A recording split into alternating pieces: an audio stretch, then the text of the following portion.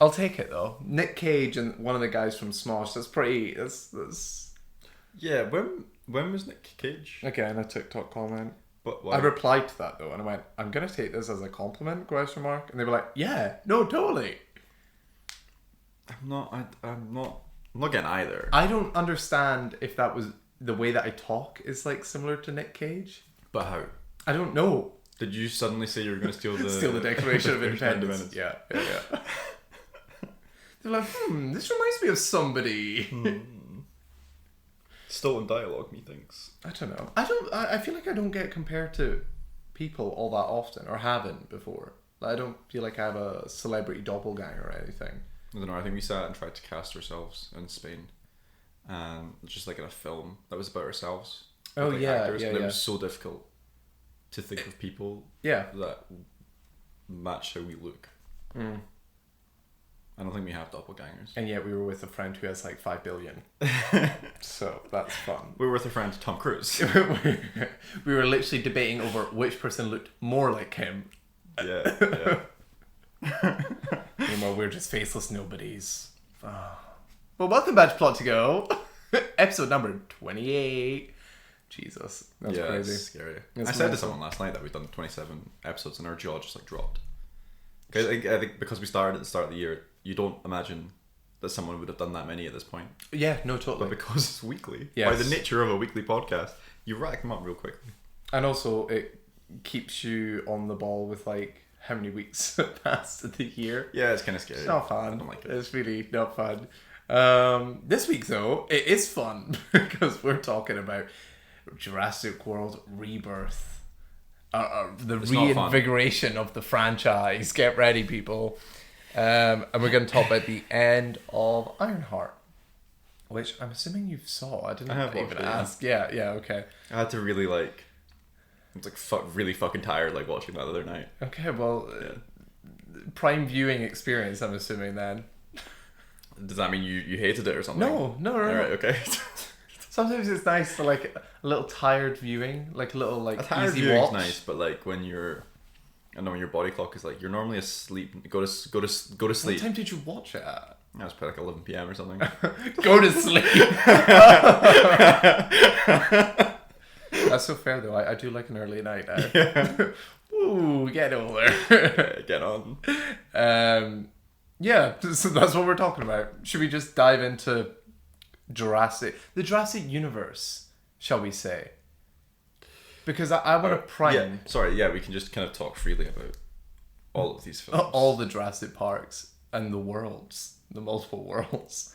There's more Jurassic World films than Jurassic Park That is films. crazy. I really wish that this was called Jurassic Universe and they just went into space. Space dinosaurs. Yeah. The franchise couldn't get any worse. Yeah, so just go to space. Yeah. Yeah, for anybody listening, we will not be spoiling this movie, but you can take a wild guess on how this movie will go. Before we dive into that though, what's your history with the Jurassic Park franchise? I think, well, unlike you, I actually grew up with them. I can remember, I must have watched the first one when I was like 4 or 5. I was very young. Really? Yeah. Like a parent showed you it kind of thing? Yeah, probably. I'm aware that those first 3 films were in my childhood. I just don't remember when I got introduced to them and things. That's cool. I think like any kid, like there was like a dinosaur phase or whatever. So like I'm sure I got shown at them. I think it was dinosaurs or space. I have a theory about this. Like, as a kid, you were either a dinosaur kid or a space kid. Well, I was talking to our friend Samuel about this, and I think for some reason people box them in like that, but I think we both said we were both. Wait. We both had like You brought this up we were just on to each other about it. about dinosaurs versus space. Yeah, this is a conversation. Oh, is it? Yeah. Oh, I thought I just came up with it. Oh, cool. Yeah, no, like I do think people were sometimes more heavily one way or the other, but I think I had both because I like sci-fi, and I think space comes under that, and then dinosaurs. I think you'd be amiss if you went through your childhood and nobody ever introduced you to dinosaurs, or you never just caught it somewhere. Yeah. Everybody had a favourite dinosaur kind of thing. I don't know if I did have a favorite dinosaur. Whoa, come on. What's your favorite dinosaur? I don't know. I would say maybe a Brachiosaurus. Or a T-Rex. I mean, come on, it was a T-Rex. The T-Rex is the one that popped in my head. That'd be basic. My brother, though, was totally a Stegosaurus man. Right. Like, I remember Stegosauruses being in our house. I remember having tiny dinosaur figures. A Stegosaurus one. They were always the coolest. Probably. With the spikes. Yeah. Dangerous. Whoa. Did we see a Stegosaurus in this? No, not in this. That's a shame, isn't it? It's a real shame. They didn't get their moment to shine. Yeah. That fucking T-Rex, though. God.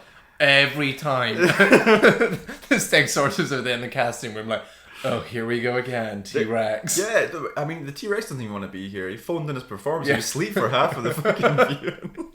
He picked up the boat and was like, I can't be bothered even punching a hole in this.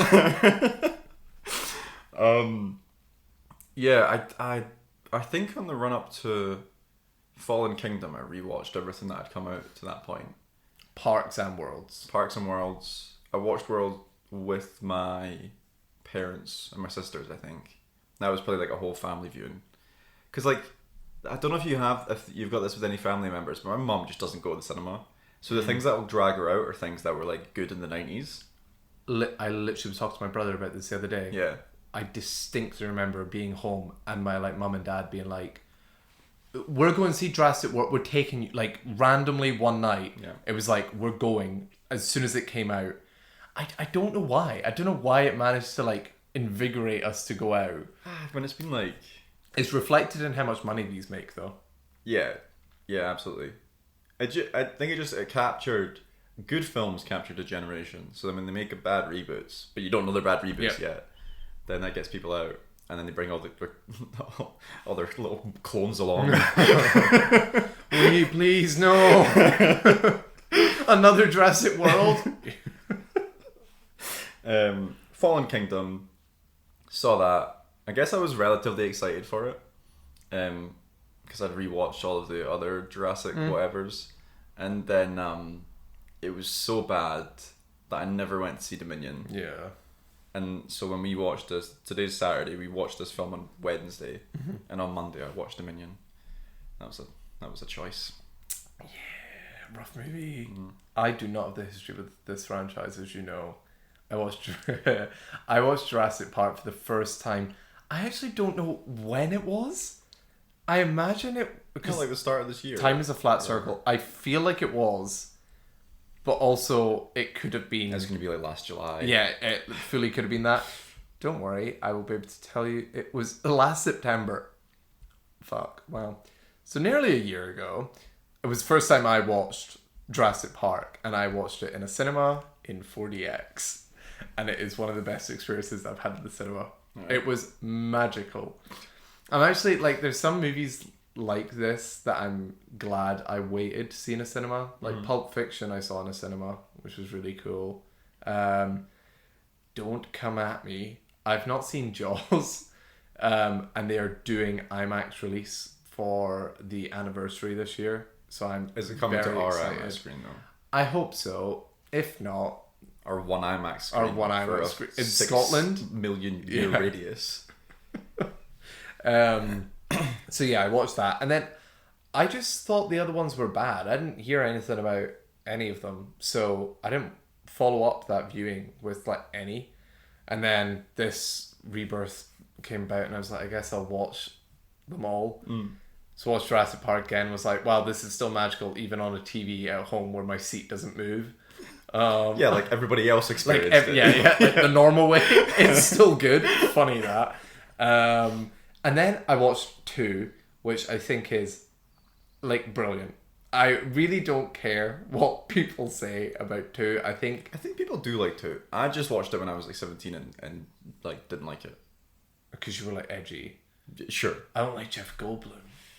Said nobody ever. Yeah, wrong. I don't know, it's just fun. I, like, stuck it on and was like, what? Julianne Moore's in this? Like, I like their little squad, and I think it has one of Steven Spielberg's best action sequences that he's directed. Maybe I'll just go back and watch that one. I do recommend it. I had a lot of fun watching it. And I think the reason it maybe gets a bad rap is because it's the follow-up to a masterpiece. And I feel like when artists follow up masterpieces, this could be in any sort of art form, it's always viewed more critically. but I had fun. And then 3's fine. 3's fine, but it's great because it's just like nonsense. Like, it's just fun. It's an hour and a half, and it is just getting like people getting tormented by dinosaurs. Like the bit with when they hear the phone. Oh yeah, is iconic. It's great. Where is it? Where is it? Oh no, the guy. The T-Rex. Sorry. So that's whatever. Jurassic World, I remember having a lot of like fond memories of, which I'm assuming you did as well. I do. I don't really want to go back and don't watch rewatch it. I rewatched it and I was like, oh, this didn't hit. It suffers from, I think, what a lot of 2010s blockbusters suffered from, where it's like, Marvel has done well at this. Let's replicate it through everything. And I give Marvel props for actually being more hit than miss with the way that they write their characters and stuff. It does not work in Jurassic World. Yeah, that was the start of like the Chris Apocalypse as well. Yes. Where you had him in Guardians and then Jurassic World and then just everything after that. And then Mario. Yeah. Yeah, it is. See, I think he gets a... He does get a bad rap. He does get a bad rap, but also, I think he's a nothing actor in a lot of those movies because he just like slots into action man role. Yeah. Which is a shame because like, if you grew up with him or watched him in Parks and Rec, he's got so much personality. And even as Star-Lord he does. And then these other action people are just like stripped of that. Owen Grady is so boring. He's so boring. His romance with Bryce Dallas Howard as well is so awful. It's so bad to watch. What do you mean? The guy goes...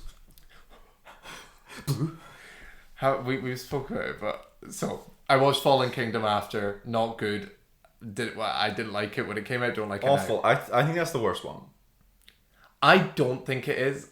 But it's so close between that and Dominion for me. The reason I think Dominion is worse is because it's such wasted potential. Alright, okay.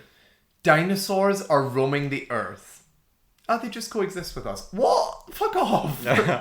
We should see terror. I like the Black Market stuff at Dominion. The news report at the start of that movie. Do you remember it? Oh, it's now this news. Yes. And they're like, dinosaur-related deaths. And it's about 100. Yeah, that's really low. I think that many happened on Jurassic World. Like, you're telling me dinosaurs have roamed the earth for a while and only 100 people have been eaten? Nah. But yeah, we were talking about Dominion. There is a moment in Dominion. It is the dumbest moment where Owen Grady's little like tame the raptor move. The girl that's following, the clone girl, of course, who is with them, decides to do this move, and then Owen Grady's like, but we have to triangulate the position. So Sam Neill, this clone girl, and Owen Grady are in a triangle all doing this move, taming this raptor. It's fucking dreadful. Yeah, it's the funniest part of that scene to me is when she runs up, because the sound design is like, yeah, and she's like, and then you're like, what is happening here? The Flash. You've only watched him do it. You don't know what you're doing. But she's lived with them. Yeah. It's only a baby raptor. I get it. So going into this, safe to say, I was not that excited. I was more excited to see the I think there was hope. The Odyssey trailer. There was a little bit of hope. I was just hopeful because it had Scarlett Johansson and Jonathan Bailey. Yeah. And Mahershala Ali. I don't know. He wasn't promoted as much, I feel like. No, he was just like in the trailer as like cool guy. Yeah, he's not cool guy. He's not on like these posters in Letterboxd. He's not on them. Oh my god, the posters for this movie as well have been dreadful, like absolutely dreadful. Yeah, we've got like Gulliver's Travels Scarlett Johansson on this poster, and Jonathan Bailey's not even there. Do you know what? The poster on Letterboxd though is a good sign of what this movie's about. Because Jonathan Bailey's not there, Mahershala Ali's not there, but don't worry, the little family on the boat is. This has such a long description on Letterboxd. I'm not even gonna go there because this doesn't need a long description. Oh, it has a more tab. It's ridiculous. This movie follows Scarlett Johansson as Zora something. Zora? Her name's Bennett. Zora Bennett. Don't remember her name. Yeah. Was it said? Yeah, they say Zora a lot. It's funny because I feel like just watching Jurassic Park, you know the characters. Uh-huh. Dr. Grant, you know, like they're like embedded, I guess, in culture, but like they're iconic names. None of that here. She's like an ex-military special ops. She's Black Widow, but fun, and not a traumatic Russian past, as far as we know. And she is hired by a pharmaceutical company who wants to cure heart disease, but by capturing the blood from 3 of the biggest dinosaurs on the world. One on land, one on sea, and one on air. Yeah, the biggest one from each like category. The biggest one. Remember, the biggest one, because I will have a gripe about that. Yeah. Yeah. Yeah, I did kind of... Yep. When I was watching it, I was like, Are we sure? So she gets hired. She is mungry? Oh my god. She's hungry. Hungry. She's a money-hungry person. She views this... She doesn't want to do it initially, but she's convinced because there'll be a lot of money involved, and it means she doesn't have to do any of these missions again, because the one thing that we know about her is on the last mission, she lost a friend. So I think she wants out of this life. We have Jonathan Bailey, who is a paleontologist, and the Natural History Museum is failing. Nobody is going anymore because dinosaurs have roamed the earth. If you haven't seen Dominion, which fair enough, that movie ends by dinosaurs and humans just coexisting. And this movie picks up and it retroactively undoes all of that, where it's like, yeah, they've actually died out everywhere apart from around the equator, and the world has made the equator a no-fly zone, so you're not allowed to go and visit the dinosaurs. So it's illegal. That's why they've got like Black Ops ScarJo. Jonathan Bailey they need because he can identify the dinosaurs, and they convince him because when have you ever got to see dinosaurs in their natural habitats? Yeah, they basically go, you're a little bitch, you haven't seen a dinosaur in person. And it takes them all of 2 seconds to then be convinced. And then we have Mahershala Ali, him and a squad of killable humans have a boat. He's worked with Scarlett Johansson in the past on like Black Ops missions or whatever. And they're all motivated by money. They're going to help to secure some money. So, sorry. Everyone except Jonathan Bailey is motivated by money. Yep. And I completely forgot about half of the movie is not these people. It's a family who, their dad, the most irresponsible parent in the world, decides to sail from like Costa Rica to somewhere. I don't remember where he's sailing. Yeah, sorry. A really long water travel on a sailboat. And their boat gets overturned, and our squad picks them up. And sadly, they join the adventure with them. Sadly. And it's all about how they survive getting the blood from the dinosaurs. This is Jurassic World Rebirth. Owen. Why is it Jurassic World Rebirth and not Jurassic World : Rebirth? Oh, it's not got a colon, you're right. No. How about we just call this Jurassic World Rehash? Because that's really what it is. God. This film's really bloated. I said to you that I was kind of enjoying myself for like 25 minutes. I thought they were actually, for a good reason, like taking their time to build up to the island. Yeah. Like the the longer they would build up to it, the better it would be when we got there. Like not fear of the unknown. I don't know what phrase I'm looking for here.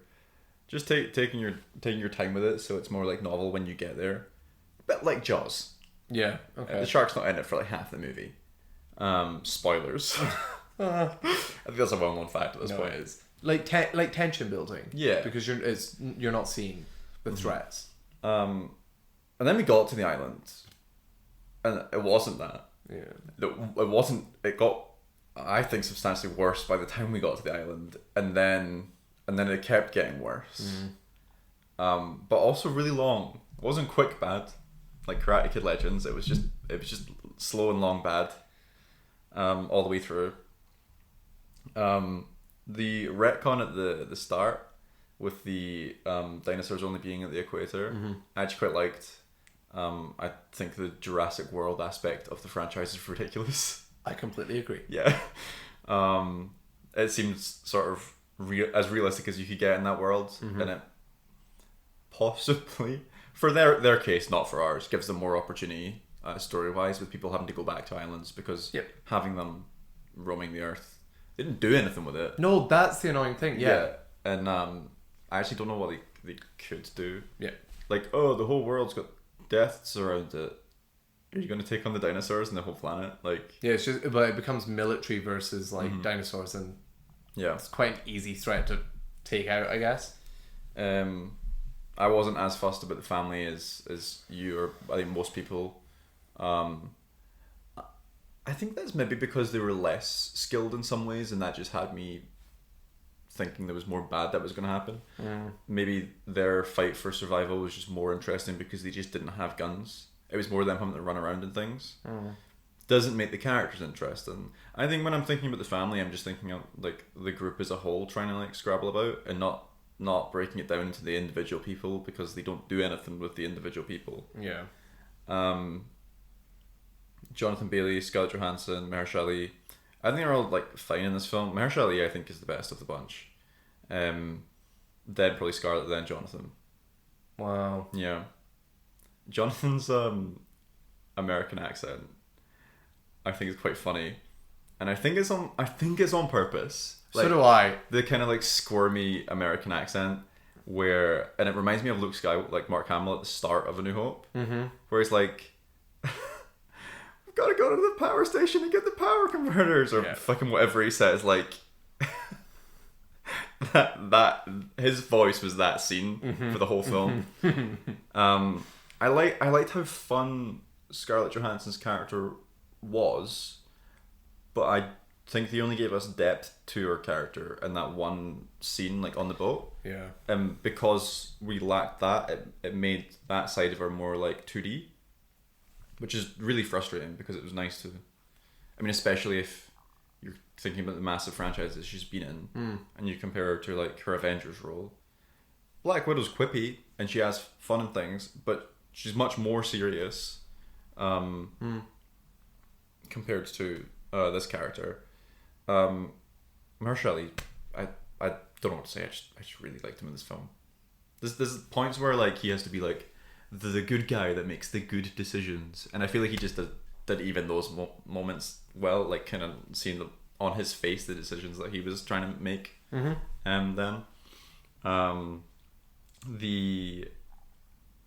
There is that a spoiler? I'd probably not delve into like the dinosaurs that are in this film and things. There's an egregious use of CGI in this film, which, I mean, not that I'm complaining about the use of CGI. It is a film about dinosaurs. Could you just cast real dinosaurs, please? But it looks rushed, and someone told me yesterday or the day before that they thought they'd heard that who got their hands on this, so I'm assuming they were talking about Gareth Edwards, got it like a year and a half before the film came out or something. Yeah, this has had a really quick turnaround time. And I think you can tell. Yeah, it's weird because I feel like the public perception or the critical reception of this has kind of said glowing things about the CG, which I find shocking. Yeah, there's still like really good bits. I agree.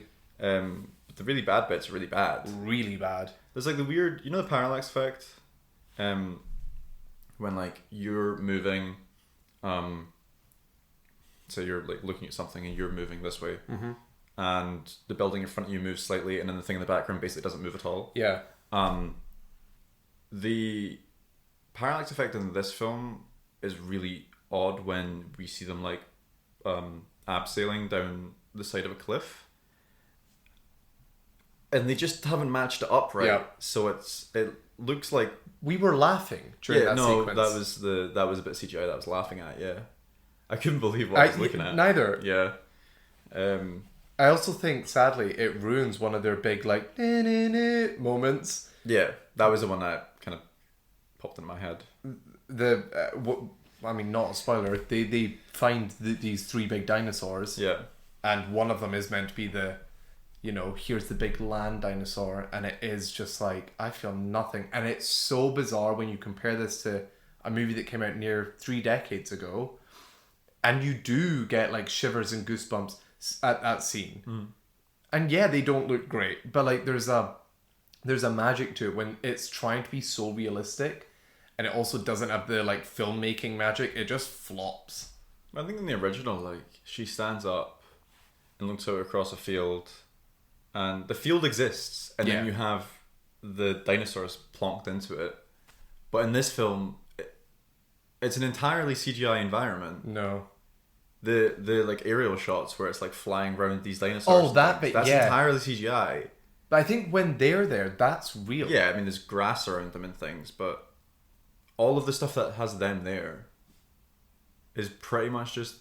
There's a lot of shots in this film where it's just like people's faces, and like you'll have a dinosaur, and then for some reason you'll also have that person in frame, but like the back of their head or whatever, just to be like, look, they're there with the dinosaur, but it looks terrible. I think in that scene, I don't know how much you see of the dinosaur with the person. Like, Jonathan Bailey's there with a foot. That's practical though. That looks practical. Yeah. The film's just not good. Yeah. Dialogue's bad. Some funny jokes, some terrible jokes. Yeah. The music's Jurassic Park music, but it's never utilized well. Actually, I'll let you get into that. I'll pick up on that. There's a moment very early on in this movie, as you were kind of alluding to. There's no depth with these characters, which I will get back to. Yep. But at the start of this movie, before they're on the island, they're on the boat for like a extended sequence. And that boat, the purpose of that boat sequence is, let's pair up characters and let's get them just to spout trauma and their like character depth and the things that are going to make us care about these characters. That's all that they're doing based on that boat until the family arrives. And it gets really good. But there's a moment where Jonathan Bailey goes out to see Scarlett Johansson, and he's like, "Are you okay?" And they have this like like sappy conversation, and then suddenly in the background he goes, "Nah, nah, nah," and I was actively in my seat like, "No, you do not have the right to use that music here." For what? For Scarlett Johansson going, "Yeah, I'm quite sad." I think it was honestly that moment that I was like, oh, this isn't good. Cause it was funny. It's really early on. It is very early on. When we have the initial scene, which is the family getting turned over on their boat, I was like, well, one, this is weirdly long. Because I didn't expect to be following them. So I was like, why are we getting an extended sequence with these random people? And then I had enough time in that scene to think, why wasn't this just the opening of the film? Because I don't think we need to see the opening of the film, which is like another facility that they were doing experiments on dinosaurs. That's all it is. Something goes wrong. Shock. I think it's more interesting to not have that, for them to arrive on the island, be unaware that catastrophe happened, and then discover the mutated dinosaurs. Like actually see our characters discover that instead of us being like, well, that's what's going to happen. Also, that scene was basically there to just provide product placement, because a lot of this movie is there to provide product placement. Yeah, weird, right? There's a shot, you will have caught it, where they're mapping out like dinosaurs and stuff. The Doritos bag. Not the Doritos bag, right. But that also is bad. Somebody's eating M&Ms. Yeah. They have a close-up shot of an M&M and somebody picking up the M&M. Yeah. Egregious. I honestly think somehow this movie had worse product placement than F1. And F1 is, they have sponsors all over their body. Right. That's part of the F1 in real life. So it's fine. It's fine. Did you catch Mahershala Ali sipping a Heineken Zero? No, but did that happen? Yeah, when they first meet him, he's drinking a Does he have the non-alcoholic. label turned towards the camera? Yep, of course. But yeah, picking up on what you were saying about the characters, I think that's the main issue here, is that you just feel nothing for them, and they try so hard to explain why you should be feeling for them. I think it's like a it's like a show don't tell kind of thing, because in the original, not to keep comparing it, but this is the original. You can map scenes, the T-Rex scene, the kitchen scene. Like there's scenes that just have a follow up in this movie, and they're never done as well. But like in that movie, you've got Dr. Grant, and they have that small conversation at the start about kids, and that clearly is a fracture, like causing a fracturedness between I don't know the word, between Ellie and Alan, but it's just briefly mentioned, and then throughout the course of that movie, you get Alan becoming like a father figure to these kids, and then it ends, and they're on the helicopter, and the kids are like resting on his shoulder. Nice full circle, character growth, whatever. Here, Scarlett Johansson is just like, yeah, people have like died on my missions. And people die on this mission. No! That's it. Mahershala Ali, no! Don't do that. Random man who we don't know. It's really funny. This is not really a spoiler. You meet a bunch of characters. You know who's going to die in this movie. You just do, by when they introduce the characters. They introduce a British guy who's like, oh, I'm a dick. And he has a history with Scarlett Johansson. Because Scarlett Johansson is apparently like really good friends with him. He is unapologetically a dick in this whenever we see him. So then he gets eaten by a dinosaur, of course. And we get Scarlett Johansson being like, Dave! Or whatever. Dave. To be fair, maybe I'm just an idiot. I didn't think he was going to die because he's an actual actor. He's not like someone that's not known. Like he's in Deadpool. He is like the main part. The main villain in Deadpool. Yeah. So like it never because he was a caricature, that didn't make me think he was going to die, because there are plenty of films where there's a caricature the whole way through. I mean, it's easy to say that now once he has died. Yeah. But like that never made me think, oh, he's going to die. The other person that dies, far more obvious, because I don't know if they get to speak. They're not developed, no. Yeah. There's ridiculous moments with that character as well, where I'm like, how have you survived this long? Because of the position of where they are, yeah, and what happens. I'm like, you should have been kicked off the boat. Anyway, I somewhat disagree with you on your like rankings of the performances. Not that I think any of them are exceptional or whatever. I think they're all on the same playing field. I enjoy Scarlett Johansson as an actress. I really do. I find her really compelling. And there is little moments in this where I'm like, the moments where she is given these like sad grief stories. Yeah, for 30 seconds. Whatever. You can see right through the writing. She's selling what she's saying. And as I kind of mentioned to you, I enjoyed how the trauma dump scenes started, because up until this point we didn't really know about the characters, and there's this scene where like Scarlett Johansson walks into like their loungy area, and it feels so natural, the conversation that she's having with Mahershala Ali. Like I think they're talking about the mission at some point, and then he's like, oh, I'm sorry about so and so, and it just like naturally evolves into her being like very guarded, but also clearly opening up as much as she's able to this like person who she considers a friend. I was like, oh, I'm enjoying this. And then that scene goes on for like 5-10 minutes where they just literally go back and forth being like, this is what happened to me. Oh, really? Cool. This is what happened to me. It's like, guys, like you can't, that's not how you make us care for characters. I enjoy Jonathan Bailey. His like dorky nerdiness. I just enjoyed the way that was contrasted with the others. I will say, there's a line, I can't remember exactly what the line is, but but prior to them getting on the island, you think, okay, Jonathan Bailey is going to be this guy who's kind of incapable on the island. He's going to be the one that's like dragging his feet kind of. And Mahershala Ali just goes to him at one point, you're pretty good at this. And he says something like, oh yeah, I was a Boy Scout for... or no, he goes, I go rock climbing. I go rock climbing. You're like, what? And that one line is enough to be like, okay. Believable. I guess he survives on the island. Yeah. But I don't know. I think the three of them are just charming actors. And I think that exuded in the characters that they were playing.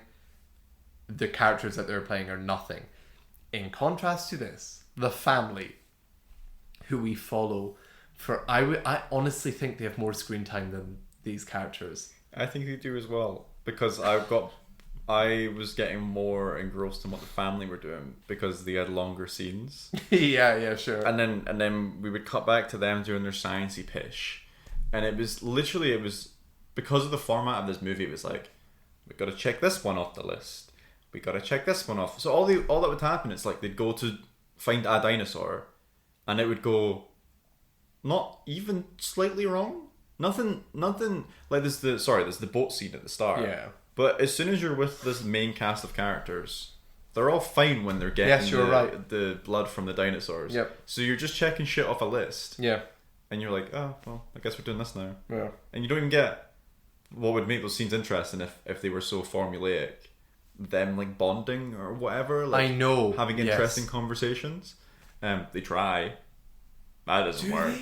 Well, you have the bit where like earlier on Jonathan Bailey is talking about how the blood should be used, and then that comes back around at the pterodactyl bit.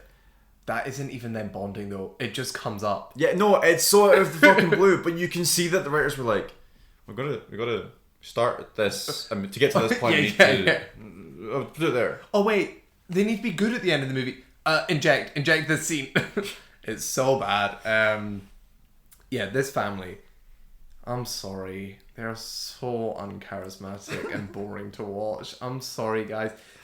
Okay acting. I don't mind the acting, I guess. Some stuff. Right. They do the cardinal sin of like a lot of these action movies where somebody gets injured very early on and then their injury just magically disappears. I audibly went, oh, when this person injures their leg, like early on in the movie. And it comes up for like a few scenes after that where they're like, I can't walk. I'm going to need like a stick. Somebody's going to have to look after me. They're like, are you okay? Like the movie is actively aware that this character is hurt. By the end of the movie, they are running about like there's just no care to that character.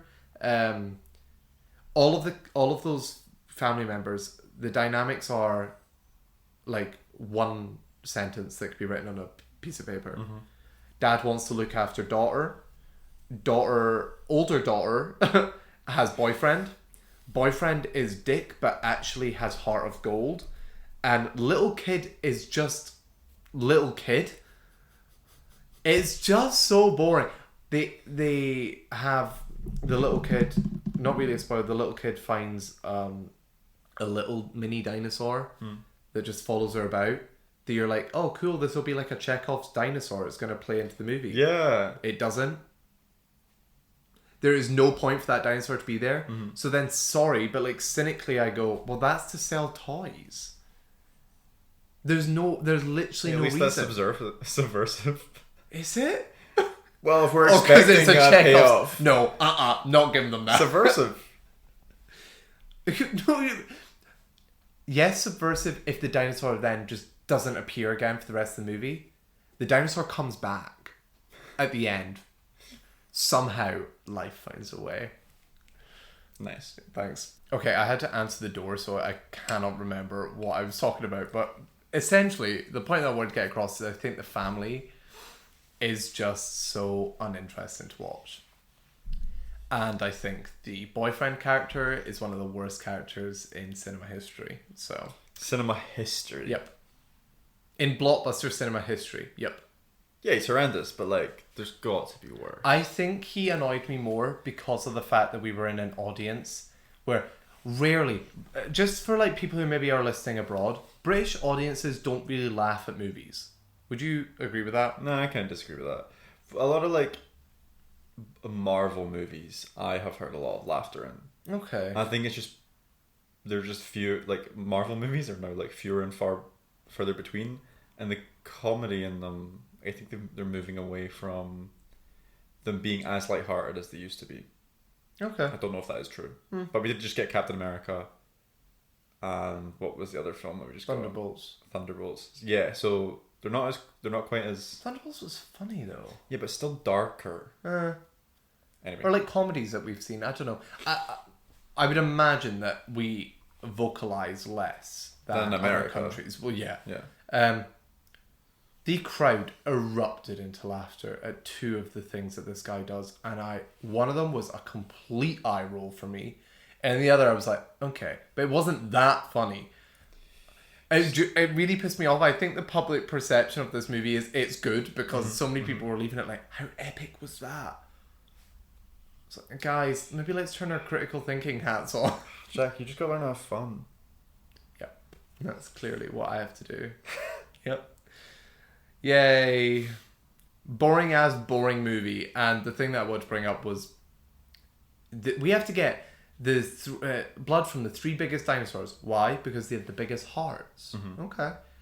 So tell me why the third dinosaur, and this is in the trailers, not a spoiler, they get the blood from an egg. The heart hasn't grown yet.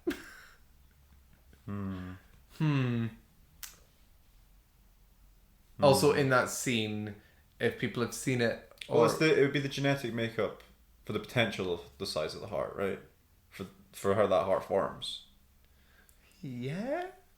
It's not like the literal biggest dinosaur; it's the species. Yeah, it's a species of the biggest.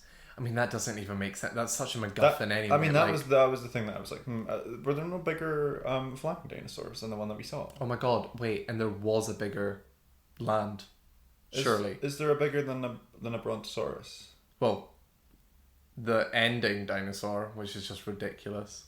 I guess that's not that's genetically pure or whatever. Yeah, that's not real genetic. No, sorry. And then the water one, is that the biggest?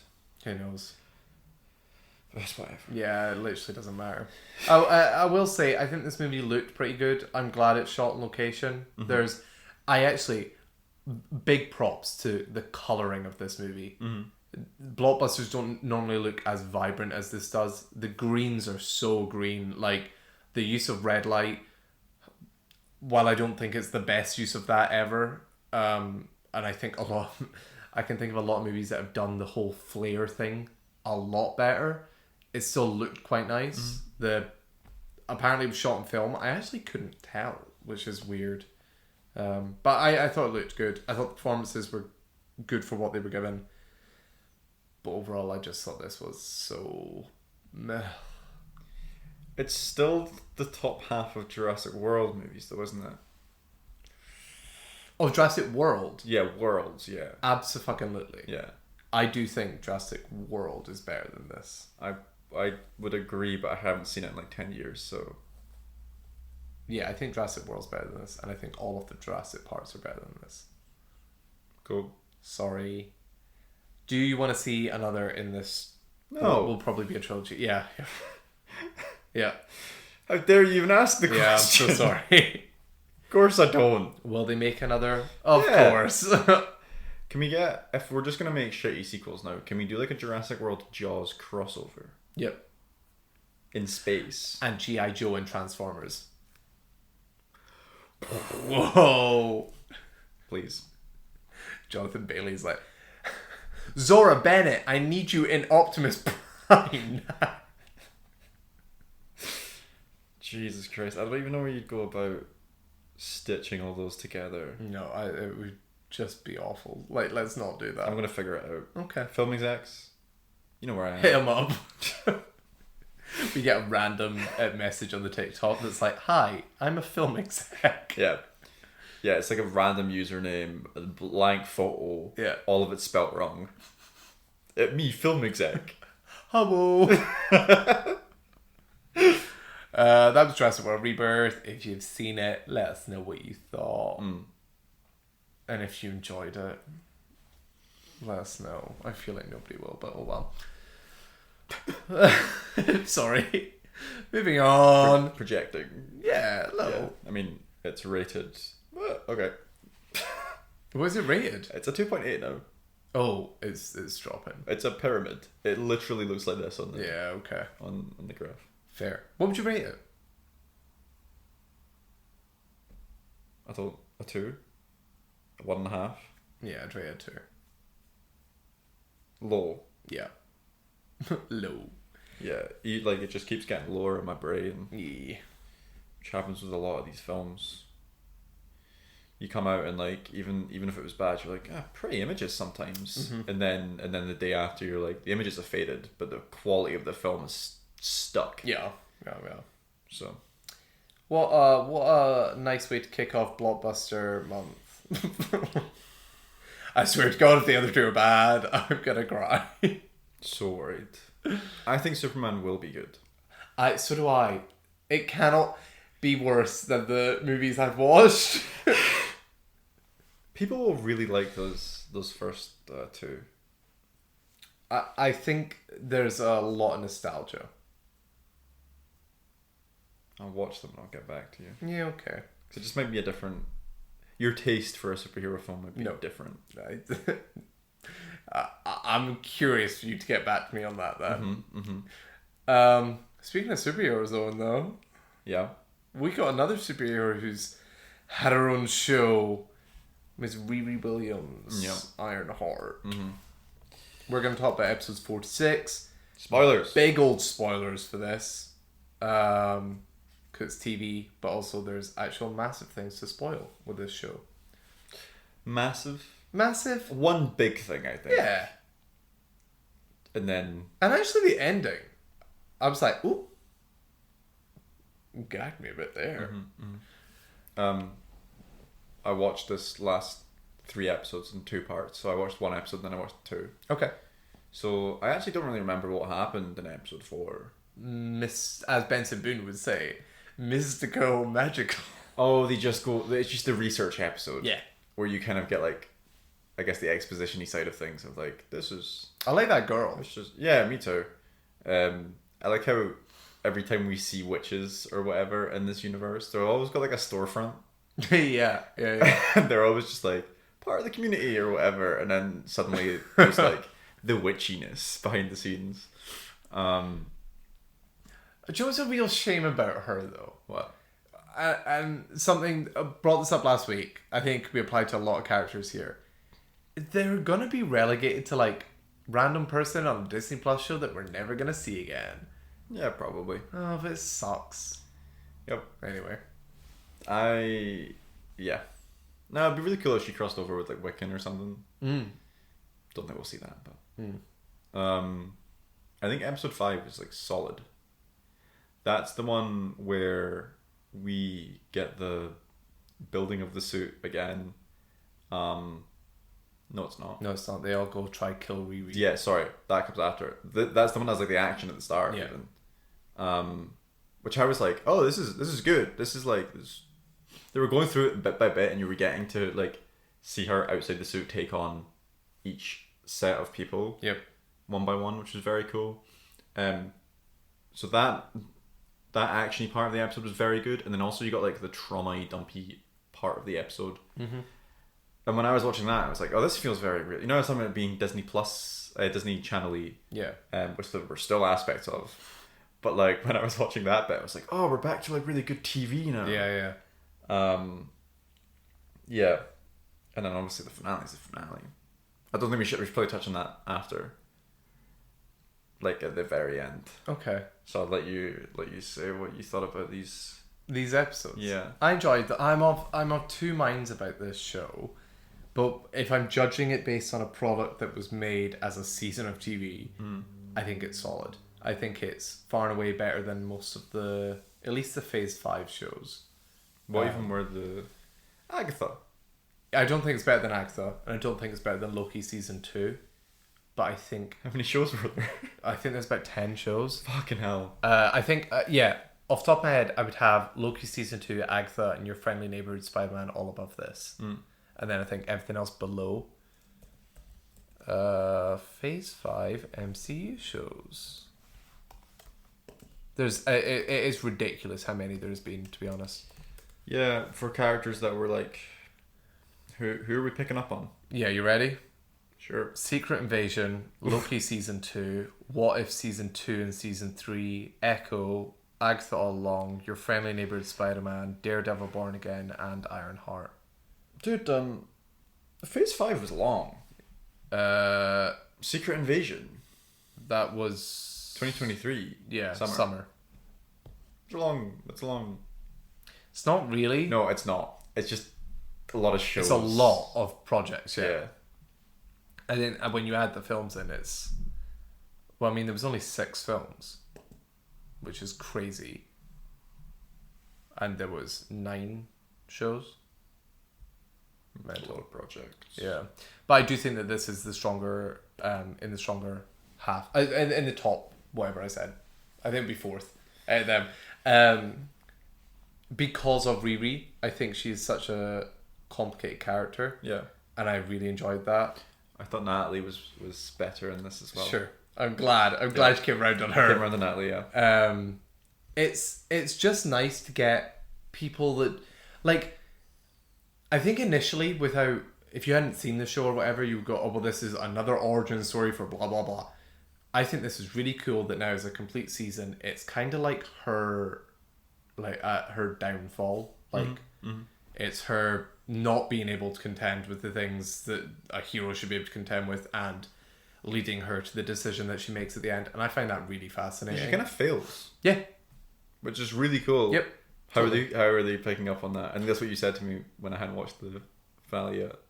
Yes. You were like, where did they go? Because if this has been sitting on a shelf for like a couple of years.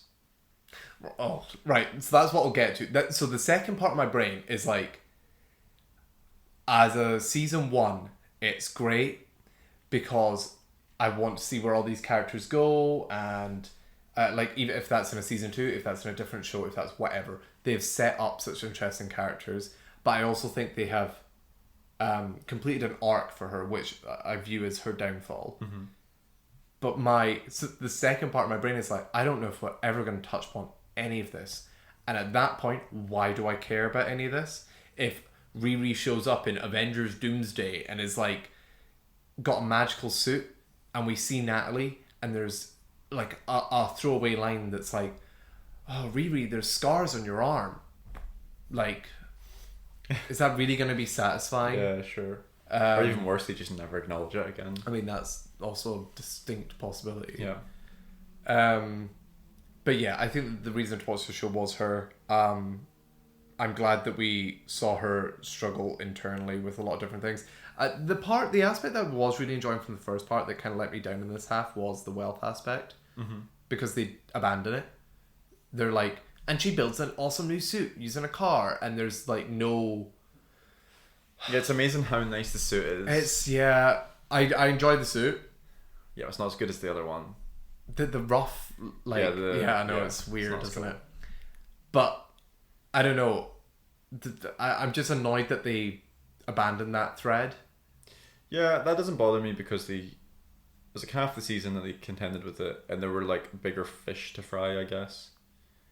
Like her own personal stuff was always going to take that over. Yeah, I mean, and that's the stuff that they opted to dive into, and I enjoyed that. They focused more on the grief stuff, and then you had that like magical versus tech, and that's whatever to me. The mystical magical part of the show. Yeah. Magical. God. Benson Boone, come on the podcast. Moonbeam.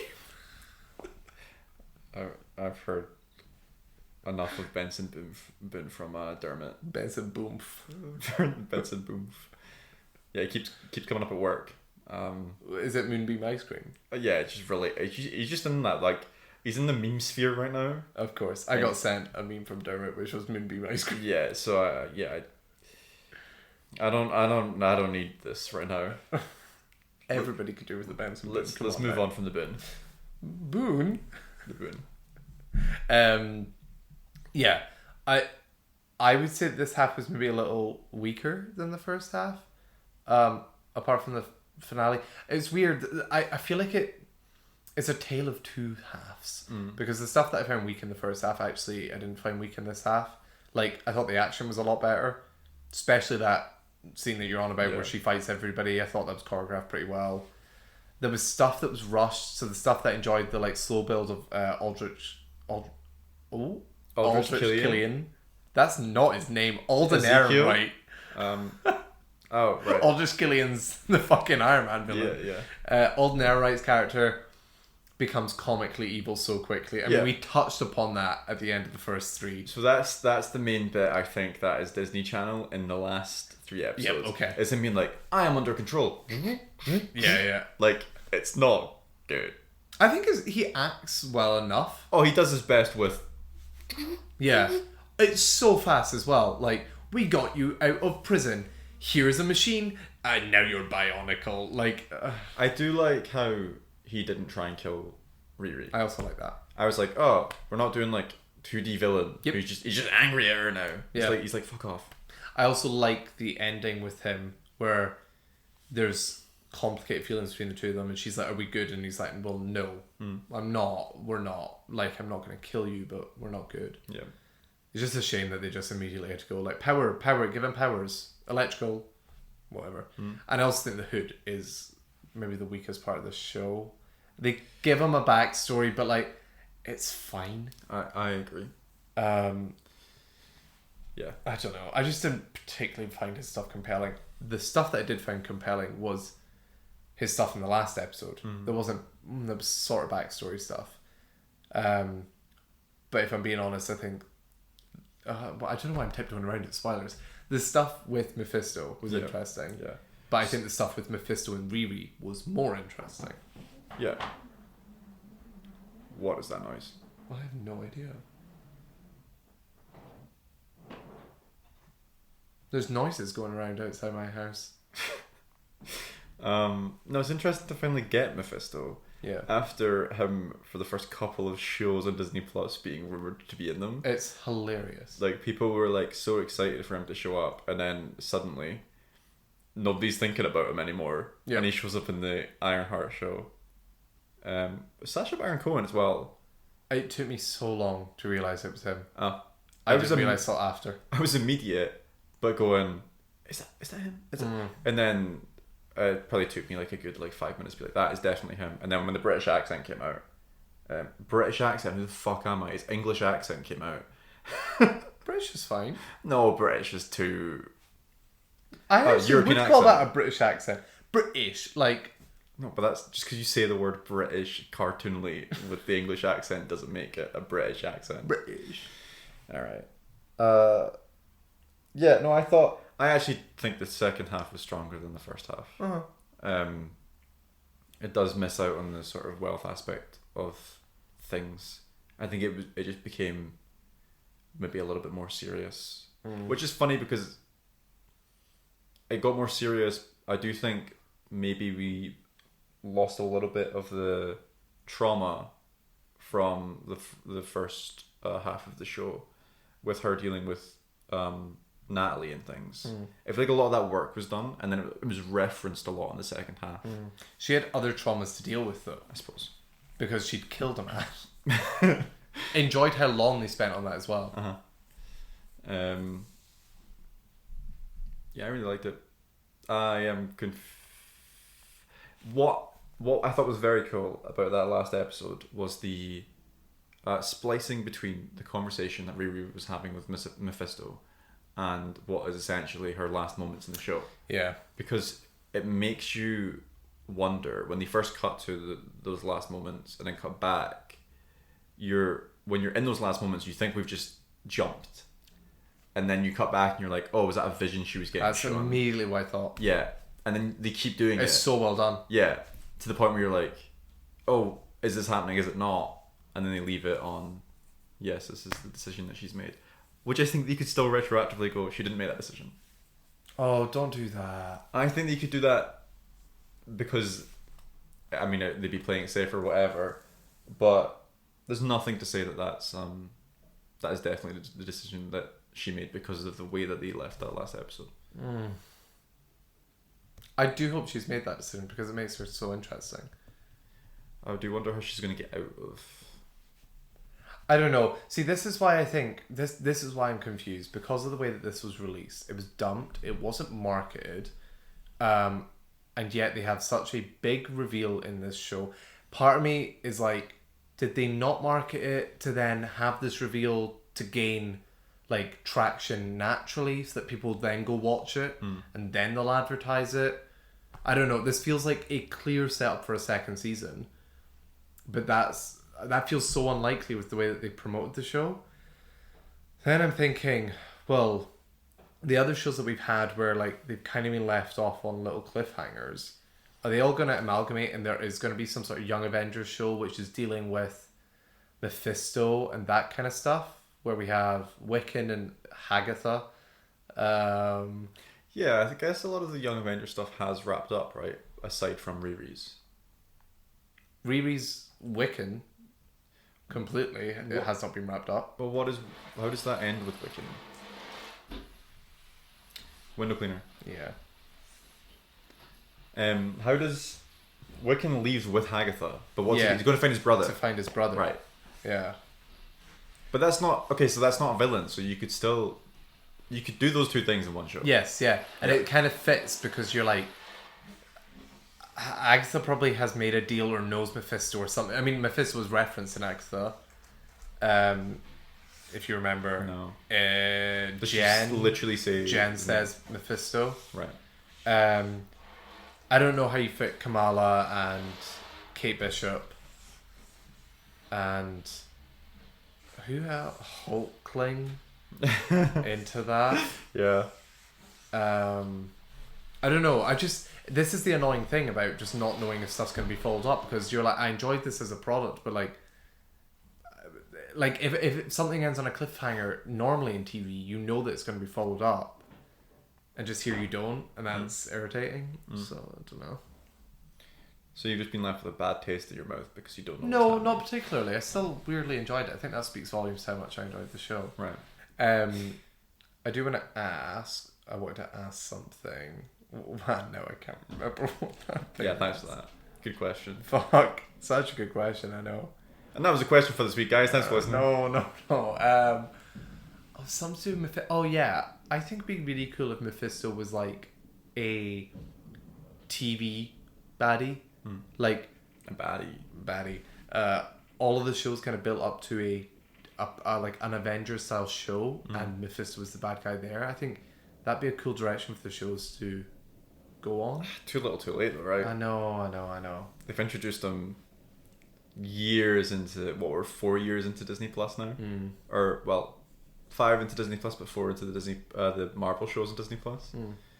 They could have started that so early had they wanted to. Oh, my question: who do you think that he's made deals with? Because he was like, I've been very busy recently. Oh, I didn't think that was hinting to anything. I thought that was just him talking about essentially who like so. Oh, like a Trump reference. Yeah. Also, just like there is the whole like conspiracy theories of like in the real world, like pop stars having made deals with the devil and things. I think it was literally just referencing like those sort of stories, like Benson Boone, like Katy Perry or something, right? But her album flopped. Well, that's the thing. He gives and he takes. Mephisto, no. Katy Perry, you will go to space, but your album will flop. I liked how his like characterization in this is he appears as like this kind of like suave guy to begin with, and it's almost like you can see him deteriorate through time, because the next time you see him, he just looks like kind of rough. Yeah. When he's sitting in that booth, and I wonder what that means for that character. We'll find out in the Mephisto show. It's never gonna happen. Yeah. Do Marvel have any other shows? They have Eyes of Wakanda coming out in a few weeks, but all right, clearly was aware of that. Yep. But do they have anything else announced? I don't know if they do. Marvel shows. Like, nothing's been confirmed to have a second season, has it? 2025. Wonder Man. Wonder Man. When's that? That's December. And then X-Men 97 has a second season that's been announced. Marvel Zombies. Is that also this year? Yeah. That says 2025. And then Friendly Neighbors Spider-Man has a season 2. But like no. In this year? No. That'd be crazy. But it's all animation, apart from Wonder Man. Vision Quest is next year. Oh. And Spider Noir is next year, but that's not going to be Disney. That's not Disney Plus. That's an Amazon Prime show. I'm excited for that though. Cool. I think it's completely unnecessary, but excited for it. So weird that X-Men 97 is part of the MCU. Such a good show. Because I've not seen it, and I sit there and like I know I've not seen Echo. I'm like, I'll get around to that at some point. The X-Men 97 one, I'm like, why are you included in here? You're not in the MCU. It should be though because it's so good. Right. The thing is, if they wanted to make it part of the MCU, they could, but instead they've chosen to go back and get actors from 20 years ago to play the X-Men in Avengers Doomsday. I fully am now of the opinion as well that first movie, we've spoke about this before, but that first movie is going to be the X-Men and stuff, those like Fox characters, and it's really not going to be the people that we've built up in the MCU, which sucks in my opinion.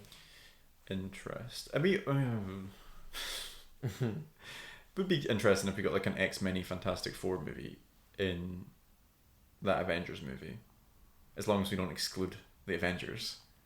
But then we're excluding like everybody we've built up. They all just show up in the next one. No.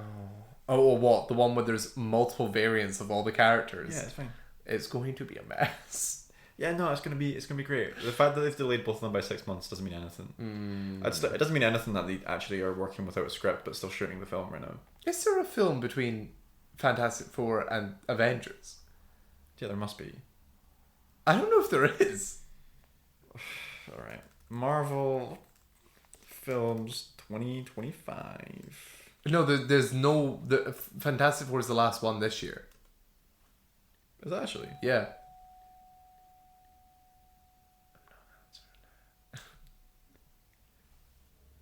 Was Blade supposed to come out this year? Oh my god, was it?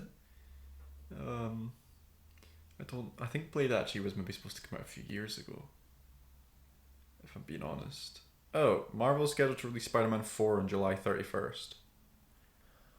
Oh my god, sorry. So, Spider-Man is now before both those Avengers movies. It was meant to be in the middle of them. Spider-Man Brand New Day. Yeah.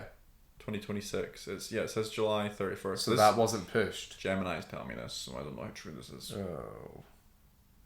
So that's so weird because it was meant to take place between the Avengers movies, but now it's just going to be before them. So better though. Yeah, but that means that I think that holds more credence than that. My theory was it was a flashback. It had nothing to do with those Avengers movies. Yeah. So, which is what you would have hoped for. Like having a weird multiverse Spider-Man movie again would be weird. It's also been so long since the last one. Yeah. It's gonna have been 5 years. Yeah, let's move on to the question. Alright.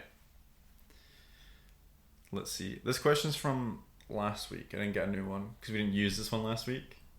So this probably isn't going to relate to whatever we've been talking about. Every time I open this thing, I see this image of myself. Lovely.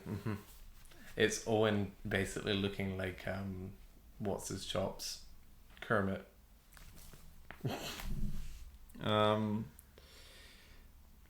Alright. If there was ever a film made that was very loosely based on your life, creative measures can be taken. Who would play the starring role of you and who would be the supporting cast? This is so weird. That's just really weird. Just brought this up. Yeah. I don't know who would be me. I don't know either. The supporting cast is like you and Aaron and stuff. So I don't know. Like, I mean, Tom Cruise is playing Aaron. No, Tom Cruise is too old now to play Aaron. No, Aaron that's would be played funny. by Jake Bellardi.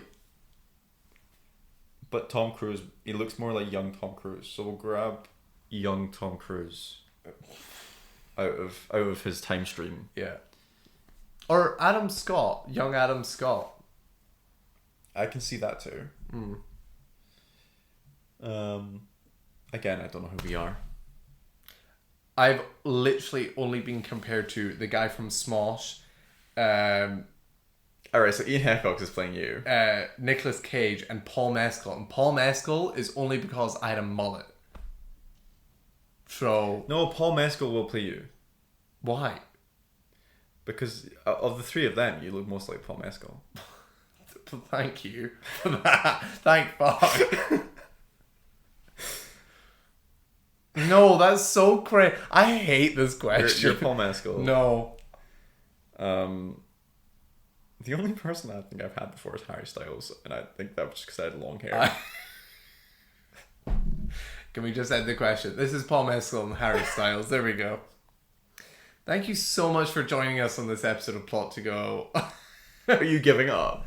Is that? Well, it also isn't interesting for like, oh yeah, our mutual friend that nobody is aware of. Like, The starring role of you and who would be the supporting cast? No, but it is, because like they don't know who that person is, but they know who the actor is. Okay, I'm just casting like the hottest actors on the planet, and they're all my friends actually.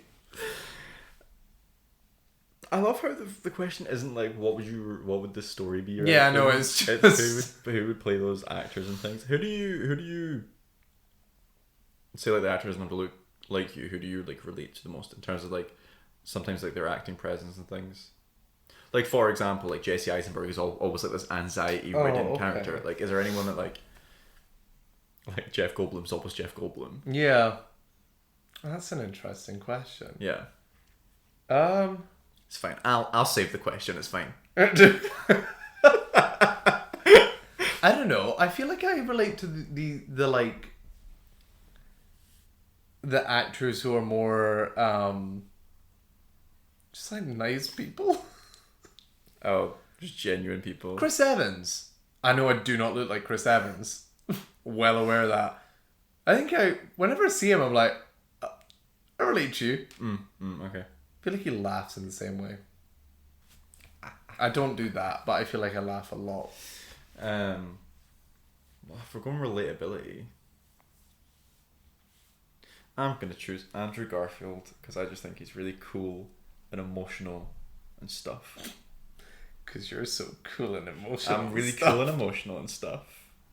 Wow. So we have Andrew Styles and Paul Evans. Paul Evans sounds way cooler. Paul Evans sounds like an EastEnders character. Hang on. Last week we said that. Pete Mitchell. Pete Mitchell.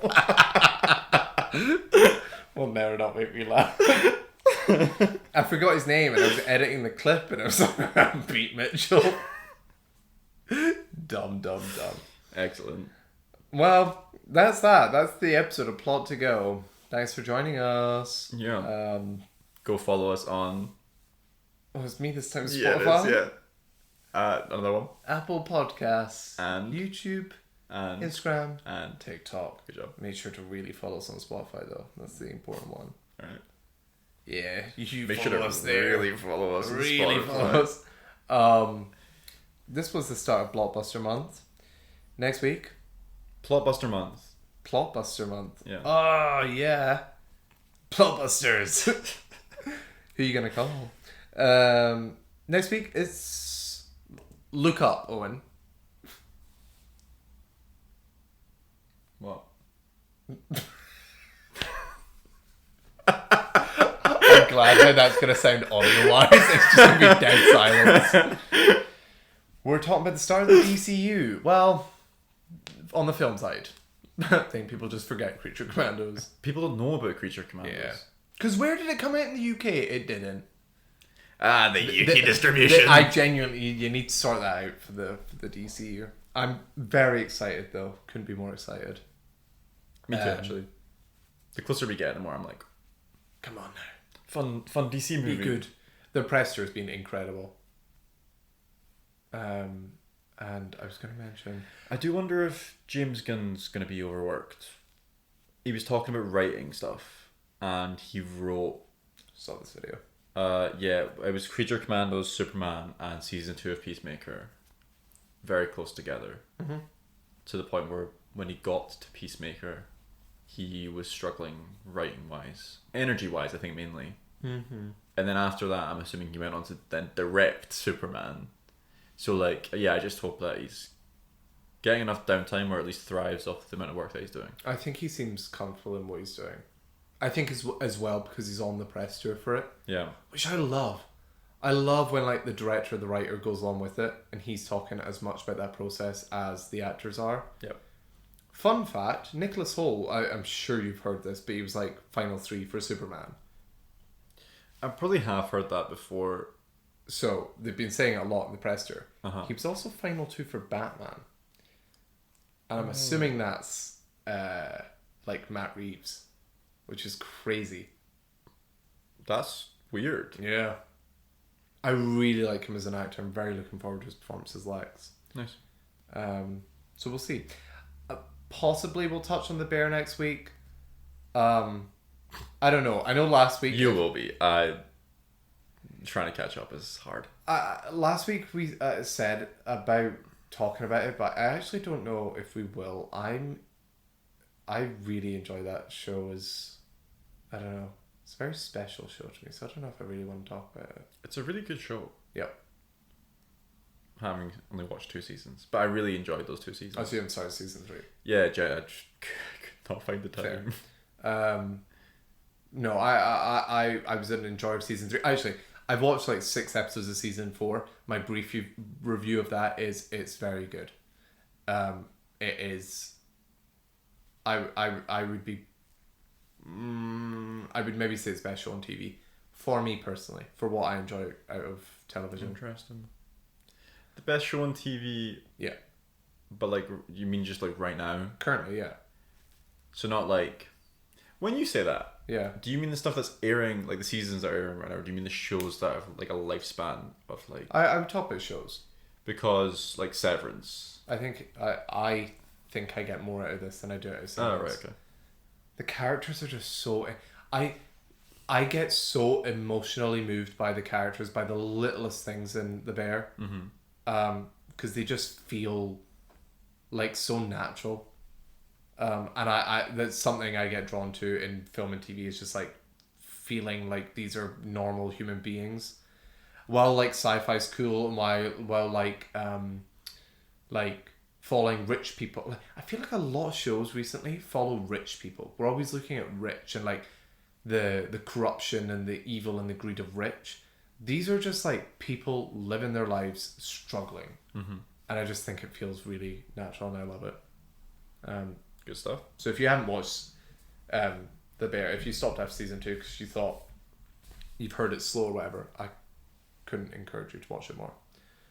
So yeah, we'll next week though, it'll just be a big old DC week. I'm sure we will have Excited. a lot to talk about. I'm so excited. Oh. Yeah, me too. I love DC stuff, but unfortunately the films have not been great, and that from a public perspective, from like a global perspective, means that people just always thought it was so much worse than Marvel, because people weren't comparing DC and Marvel, they were comparing the DCEU and the MCU. Yeah. So I'm hoping that this just at least shows people what that property can be. I really hope so. There's so much pressure on it though as well. Yeah, there is, it's unfortunately. Crazy. Well, Join us next week to see if it lives up to expectations. Hype levels out of 10? like a... actually kind of is like an 8 now. Actually, I'm like a 9 or something. Yeah. I'm at the point that I'm like, do I go out for like a nice dinner before? It's Friday, is it? It is Friday. Right. Yeah. Okay. Let's go. Thanks for joining us. Bye. Bye.